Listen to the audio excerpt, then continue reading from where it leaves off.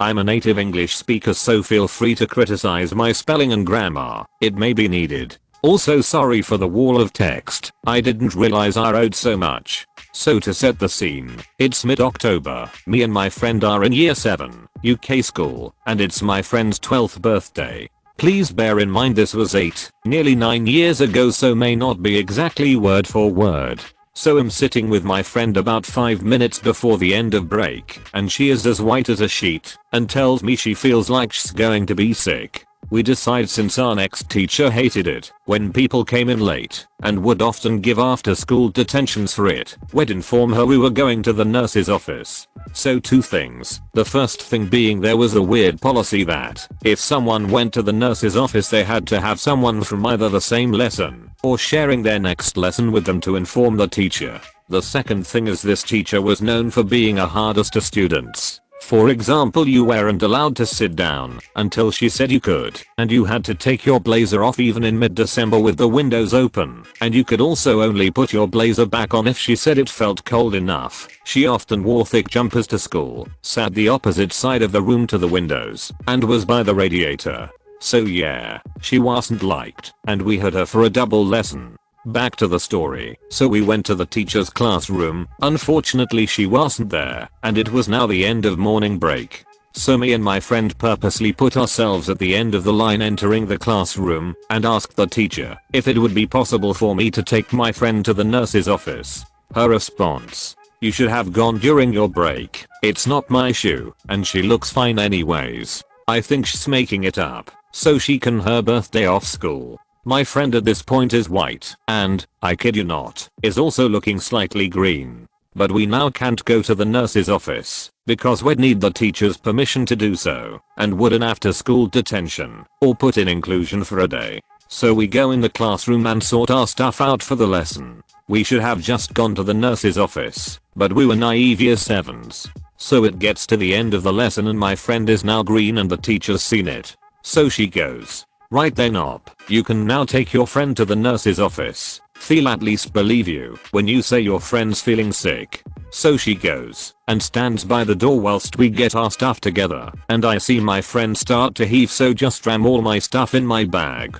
and go over to my friend and do the same, then point her towards the door. The teacher, not having seen my friend heaving, just stands by the door smiling at us, and by now both me and my friend know she's not going to get to the nurse's office. She's not even going to make it halfway there.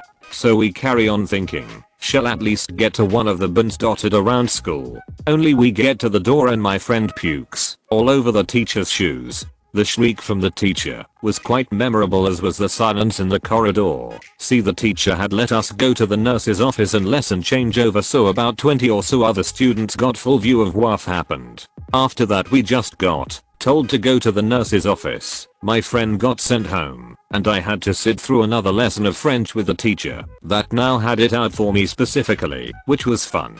Thankfully I only had her for that year. So when I was in 6th grade, age 11 to 12, I had a best friend, who we'll call Meg. Meg was very well off, had her own full bathroom with a tub in the shower, her own computer system complete with a webcam, walk-in closet and a basement that was essentially a huge hangout spot where we would play N64 and raid Surge out of the fridge as we pleased.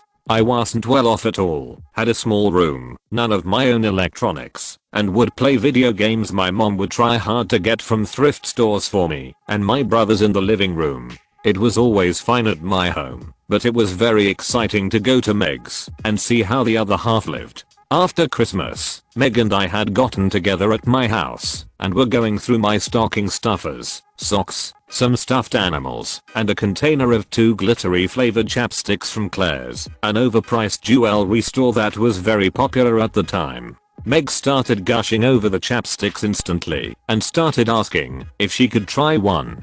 I had one already open and the other I guess 11-year-old me wanted to hoard and open in the future to get excited about all over again. I told Meg she could try the already open chapstick, but she really wanted to try to the other one, but I said no. She became distant for a while, eventually got over it, and we had a sleepover that night. Next morning, we played video games and things, and then Meg went home. I went to sort through my Christmas stuff again later, and lo and behold my precious new unopened glitter chapstick was gone. I was upset and angry. I knew Meg had taken it. I was hurt, because things like this, I got on very special occasions, when Meg could get them as she pleased. A few weeks passed, and Meg and I had a sleepover at her house. I waited for my moment. I can't remember exactly why I was left alone in her room or what she was doing, but I went into her bathroom and absolutely raided all of her fancy makeups, glitter eyeshadow, blue mascara. I found my damn chapstick opened, and I took 2 or 3 of hers for good measure, and stuffed them in my bag.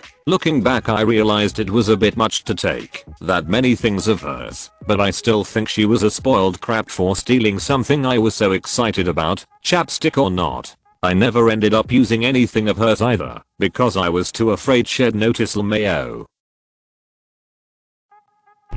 It's about time I post on this sub, I think. Especially since this happens on a semi-regular basis. So, I live in a sort of house. It's a renovated old office building, with about 30 other students. I share a floor with 3 other people, and the girl next door to my bedroom has lived here since before WWII I think. I exaggerate of course, but she is by far the oldest in the house, and as of this year, is working full time, after having gotten her master's degree. Honestly good for her. However, somehow she still causes the most ruckus at night, even more than the actual students that live there. The entire house is a little fed up with her, especially since she decided to stay, even though she is no longer a student. We are talking 5, 6 in the morning. She drank herself blind, and she yells, not angrily I think, at her boyfriend in the hallways and stairwells, where everyone can hear her, throws stuff so that the whole house reverberates from the impact. It's an old building.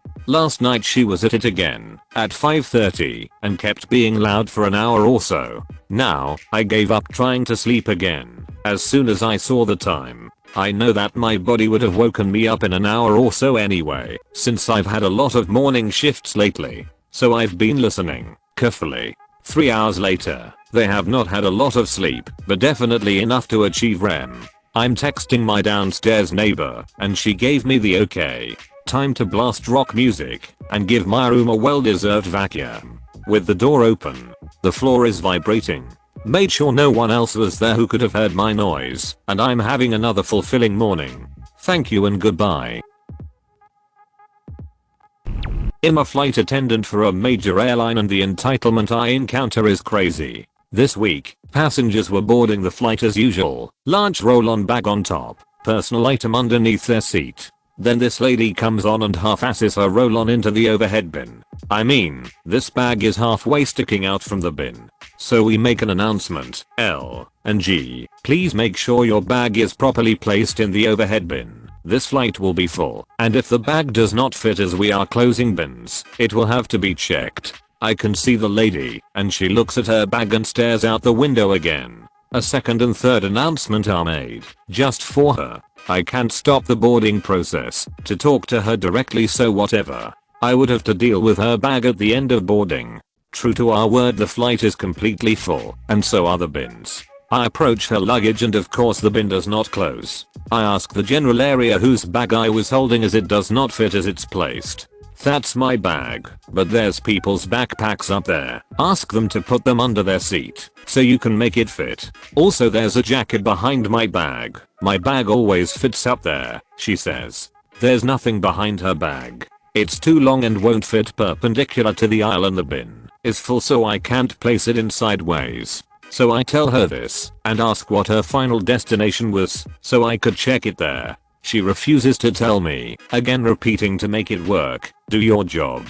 We are approaching our departure time, so I'm already flustered with this lady. I said, I'm sorry, I can't make it work. This bag needs to be checked. We made several announcements over the last 15 minutes, and you had plenty of time to get your bag stowed properly. People have as much right to access these bins as you do, so I can't force passengers to bring down their items to accommodate yours. So I asked her again what her final destination was. She ignored me and stared out the window. Mom. No answer. Ma'am. Nothing. Fine. I take the bag down and hand it to the agent. What's the final destination, he asks. Our flight was headed to Chicago. I paused. Lubbock. Thank you for watching. If you enjoyed this video, a like and a comment would mean a lot in YouTube's world. Share with us if you would have done things differently. And don't forget to support the original authors with an upvote. Links are in the description. Peace out and catch you tomorrow.